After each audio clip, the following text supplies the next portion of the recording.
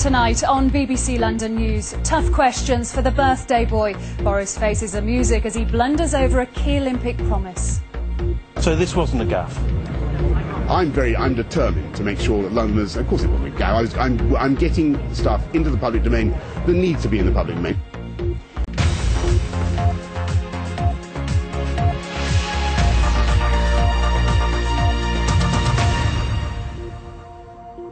Good evening, this is BBC London News.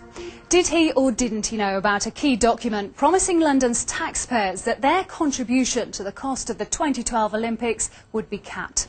That's the question facing Boris Johnson after he was quizzed about a long-standing agreement between the government and Ken Livingstone. In an interview with the BBC, the Mayor said that he had never read this so-called Memorandum of Understanding, which guarantees Londoners won't have to pay more in the event of an overspend. Here's our Olympics correspondent, Adrian Warner. A birthday cake for Boris Johnson today, but his critics say it's detail he needs to get his teeth into. Like the Olympic Memorandum of Understanding, the deal between the government and the Mayor about the funding of the Games. Here it is on a government website. But Boris doesn't seem to have got his head round it yet. I'd rather doubt that it exists. If it does, will you publish it?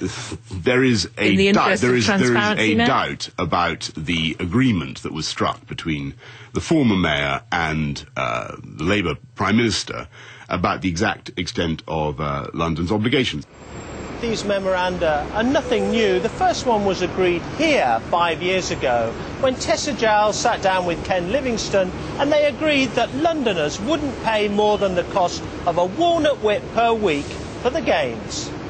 Surely Boris would have remembered that from Ken. I would have assumed in that first week this was one of the documents Boris would read. He's had meetings with the IOC, 2 meetings with the Olympic Board. He's gone through all those meetings ignorant of the financial deal that was done. I mean, if you've got time to write columns for national newspapers or go around the party circuit, you should have actually put this first and put off the fun side of the job a bit.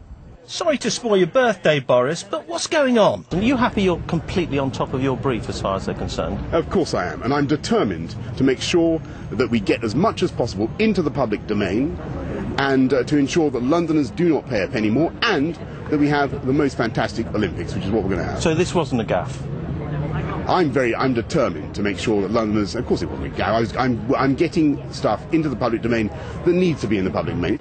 The Mayor's office issued a special statement today saying Londoners would not pay any more than they already are for the Games. But that's hardly something to break open a bottle about. The Olympics Minister, Tessa Jowell, told us that 6 months ago. We have made it absolutely clear that there will be no further take from the lottery, that there will be no further call on London Council taxpayers. The Olympic world won't be happy either. They want to talk about the parties they're going to have here at Trafalgar Square when London gets the Olympic flag in the summer.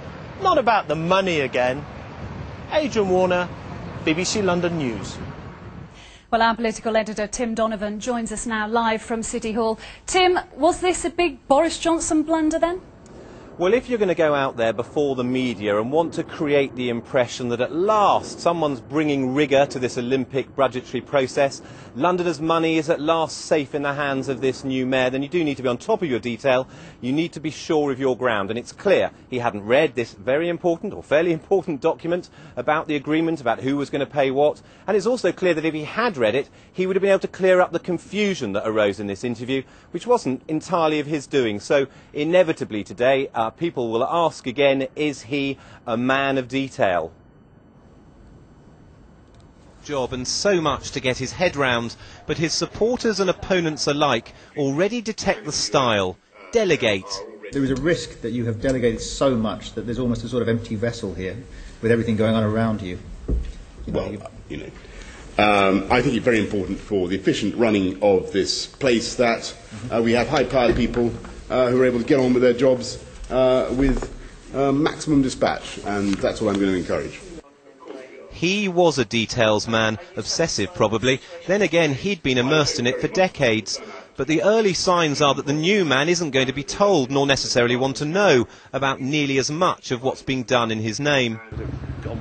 Was he aware this week, for instance, that he had axed the anti-racist theme of the Mayor's annual Rise Festival? Are you sure? Of course, it's going to be great. Whatever happens will be The great. anti-racist theme, apparently, is meant to reflect your views about communities and diversity. We don't need an anti-racist theme. Well, those are your words, not mine. It's going to be wonderful. So you haven't instructed that should be removed. We shouldn't change the theme of it. I certainly haven't seen anything to that effect, and I'm sure it's going to be a wonderful festival. Because you wouldn't have any problem with it continuing in an anti-racist theme. That's what its history has been, this festival, this summer festival. Sounds fine to me. There are plenty of people who can pore over details. There are very, very few people who can take the will of Londoners and fight for it. Boris is one of those people. He's going to be fighting for the will of London, for what Londoners want, and it's not about what detailed document was on what website at what time. Or in other words, as they're saying here tonight, detail not quite as important as delivery. Well, blunders aside, Tim, will Londoners end up paying more for the Olympics or not?